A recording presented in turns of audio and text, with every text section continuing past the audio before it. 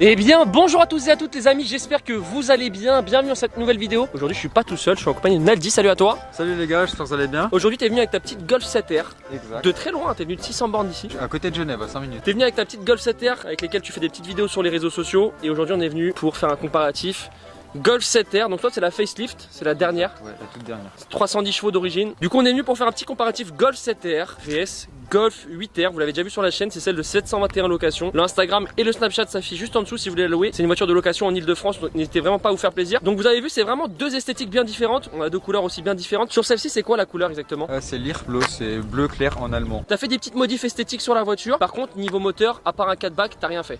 4 bacs et rien d'autre. D'ailleurs les amis, je compte sur vous pour mettre un petit pouce bleu avant de commencer la vidéo parce que je pense que vous étiez pas mal à attendre une petite vidéo Golf 7R vs Golf 8R. Je rappelle que si vous voulez me suivre sur Instagram, c'est G3 Adrien avec 2 i. Alors qu'est-ce que t'as fait toi sur l'extérieur, par exemple sur la tienne? Alors sur l'extérieur, j'ai commencé avec les paupières de phare en noir. Ça fait vraiment la différence, ça la rend plus énervée la voiture. J'ai fait le logo R en noir, j'ai fait le logo noir aussi. T'avais une lame à l'avant de base? J'avais une lame à l'avant que j'ai éclaté hein. Voilà, on dira pas comment mais tu l'as éclaté. J'ai fait des petits liserés, des rappels de la même couleur que la carrosserie. C'est super joli. C'était pour faire ressortir le noir.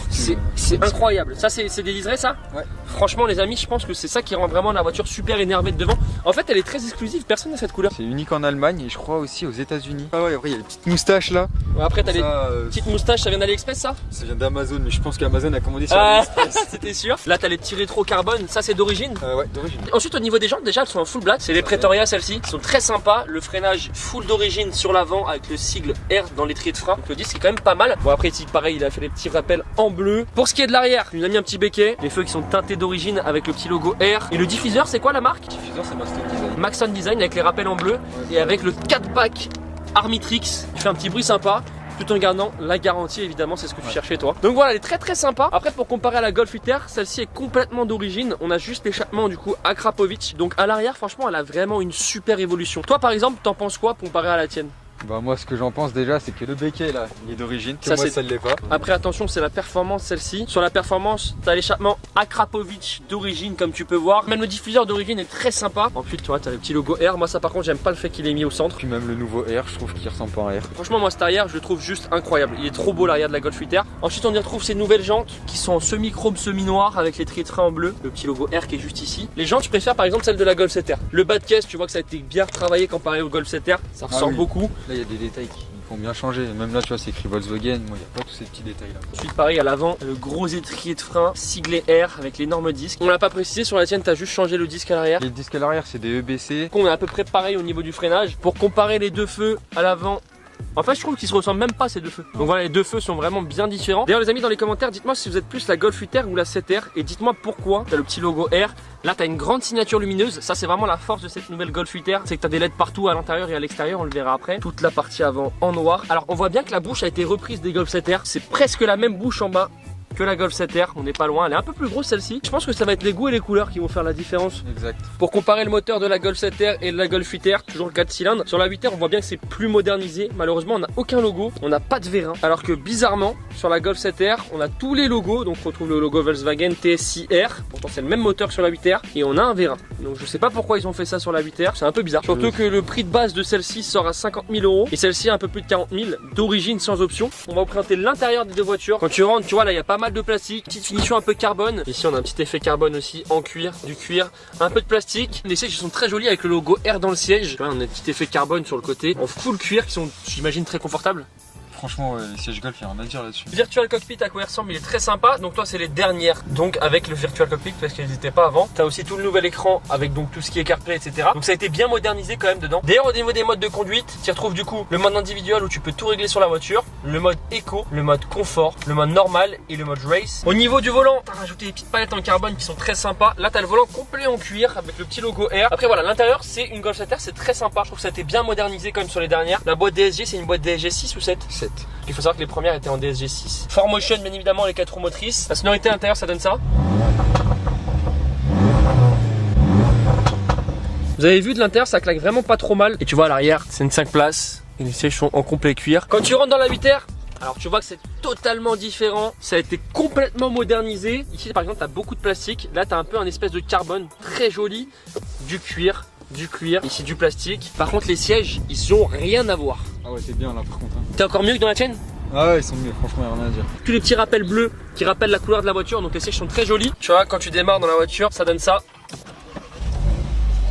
Alors celle-ci elle est fapée, la tienne je sais pas si elle est fapée. Non, elle est pas fapée, elle est juste avant le fap. Moi je préfère le volant de la 7R. Bah comme tu dis en fait il est juste plus moderne mais peut-être moins agressif. Mais moi je valide quand même les boutons. Et les palettes d'origine aussi qui sont assez sympas. Ouais voilà les palettes, il n'y a même pas besoin d'en rajouter. C'est clair, et là le petit logo R etc. C'est vrai qu'il est moins agressif comme tu dis, mais il est plus pratique, il est plus ergonomique, tu as tous les boutons ici, tout est devenu tactile maintenant. Le virtual display il ressemble à ça, donc c'est un peu une évolution du tien. Et ici tu peux régler les modes de conduite, donc tout est tactile. Tu as le mode confort, le mode sport, le mode race et le mode drift, donc tu peux passer en mode drift, donc ça envoie plus de puissance sur l'arrière. Et tu as le mode spécial ici, donc c'est le mode Nürburgring, sûrement un mode qui fait pour faire du circuit. Et ensuite le mode individual où tu peux tout régler sur la voiture. Ça c'est dommage, c'est vrai que la boîte de vitesse ça je suis pas fan du tout sur les Golf 8R, même sur les nouvelles S3 etc c'est la même chose. Ici voilà t'as le parking, auto hold, la clé de la Golf 8R, la clé de la Golf 7R, ça n'a strictement rien à voir. Par contre toi tu as le petit logo R quand même en bas, ouais, voilà, qui n'est pas sur la nouvelle clé. À l'arrière tu vois il y a une belle évolution quand même, sauf que à l'arrière comparé à la Golf 7R t'as les sièges chauffants, les sièges climatisés, donc ça c'est des options qui sont quasiment sur aucune voiture. Et au niveau de la sonorité dans la voiture, alors il y a des petits retours etc. En fait c'est bien plus feutré que sur la 7R. Par contre t'entends énormément le 4-back Akrapovic qui permet d'avoir ces petits retours, ce petit pop and bang. Tu vois, ça ronronne bien comme il faut. Et quand tu démarres la Golf 8R,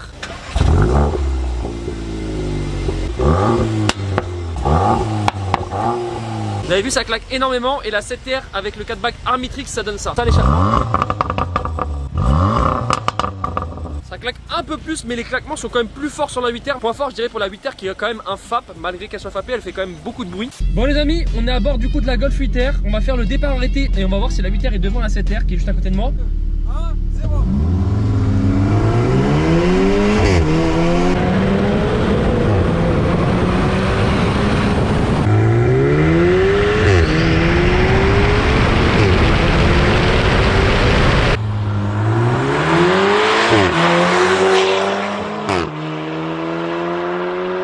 Du coup les amis, vous avez vu on était légèrement devant sur le départ arrêté. On part à peu près pareil et après sur le long terme la Golf 8R reprend le devant sur la 7R. Du coup les amis, départ lancé en 2 les amis.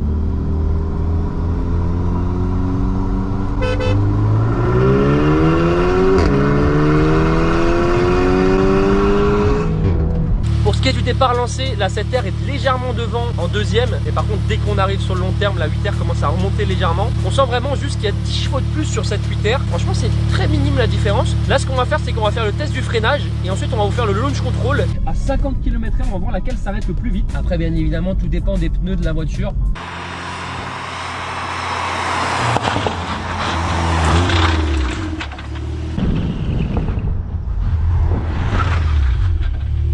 La 7R elle s'est arrêtée vraiment à un poil avant la 8R. Je sais pas si vous en rendez compte mais c'est vraiment, il n'y a pas grand chose. Il y a vraiment une très légère différence. Ce qu'on va faire ce coup là, c'est qu'on va pouvoir tester le launch control pour voir ce que ça donne et laquelle va être devant.